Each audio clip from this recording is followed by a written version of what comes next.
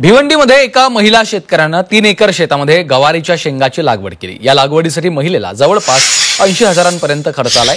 तर या शेतीमधून लाखोंचं उत्पन्न मिळणार असल्यानं शेतकरी महिलेनं समाधान व्यक्त केलंय आणि याचा आढावा घेतलाय आमचे प्रतिनिधी उमेश जाधव यांनी।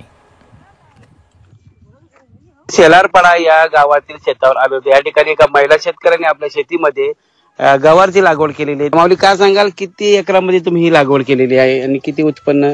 तीन एकर मध्ये केलेली आहे। 6-7 किलो बी लागलं असेल लावायला आणि खर्च 80,000चे पुढे गेलेला आहे।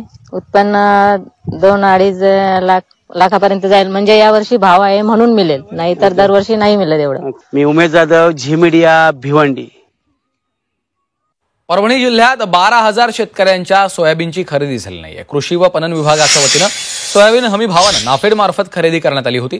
मात्र शासनानं मध्येच खरेदी केंद्र बंद केल्यानं नोंदणी केलेल्या शेतकऱ्यांवर खासगी बाजारात पडेल भावात सोयाबीन विकण्याची वेळ आली आहे। वेळीच खरेदी न केल्यास मंत्रालयामध्ये सोयाबीन आणून टाकणार असल्याचा इशारा स्वाभिमानी शेतकरी संघटनेनं दिलाय आणि या संदर्भात शेतकऱ्यांशी बातचीत केली आहे आमचे प्रतिनिधी गजानन देशमुखांनी। पणन विभागाच्या वतीनं शेतकऱ्यांना हमीभाव प्रमाणे सोयाबीन खरेदी करण्याची स्कीम शासनानं लागू केली होती। काही दिवस खरेदी सुद्धा केली। परभणी जिल्ह्यातल्या 23,000 शेतकऱ्यांनी जे आहे ते नाफेड खरेदीसाठी आपली ऑनलाईन नोंदणी केली होती। त्यापैकी जवळपास 12,096 शेतकऱ्यांचा अद्याप सोयाबीनच शासनानं खरेदी केलं नाही। यावेळेस ज्या शेतकऱ्यांनी सोयाबीनच्या नोंदी केल्या त्या सुद्धा शेतकऱ्यांचं सोयाबीन घेतलं गेलं नाही। अशीच एक शेतकरी आपल्यासोबत आहेत। दादा, काय सांगाल, काय नाव आहे तुमचं आणि किती सोयाबीन साधारणतः कधीपासून तुमच्याकडे शिल्लक आहे? मी शिवराज प्रभाकर दामोदर, माझं गाव पिंगळी आहे।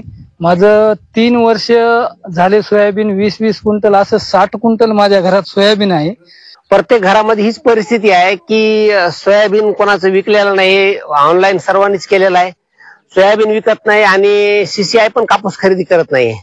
यावेळेस तर एवढी निराशाजनक परिस्थिती आहे की शेतकऱ्याने तुरीला ऑनलाईन पण केलं नाही, कारण जे सोयाबीनची परिस्थिती होती तीच कापसाची झालेली आहे।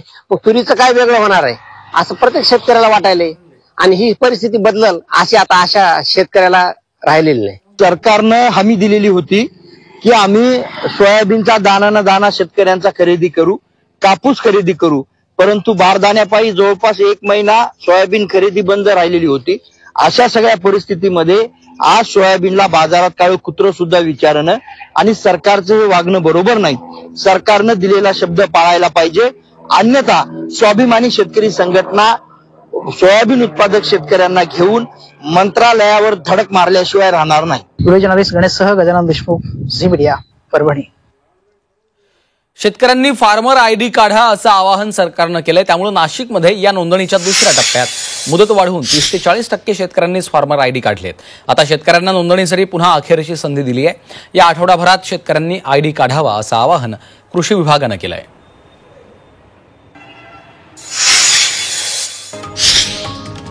जालन्यातील शेतकऱ्यांना खरीपाचा पीक विमा अद्याप मिळाला नाहीये। आर्थिक वर्ष संपत आलं तरी देखील पीक विमा न मिळाल्यामुळे शेतकऱ्यांनी संताप व्यक्त केला। तर खरीपाचा पीक विमा मिळणार आहे की नाही असा प्रश्न शेतकऱ्यांनी उपस्थित केलाय।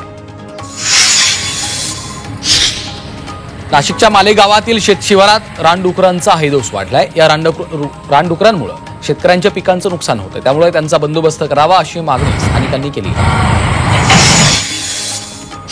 वाशिममधील शेतकरी आणि मजूर मोठ्या आर्थिक संकटात सापडलेत। महात्मा गांधी राष्ट्रीय ग्रामीण रोजगार हमी योजनेअंतर्गत शासनानं 12,000 सिंचन विहिरींसाठी मंजुरी दिली, तरीही डिसेंबर 2024 पासून शेतकऱ्यांना अनुदान मिळालं नाहीये। त्यामुळे प्रशासनानं यावर त्वरित तोडगा काढावा अशी मागणी केली आहे।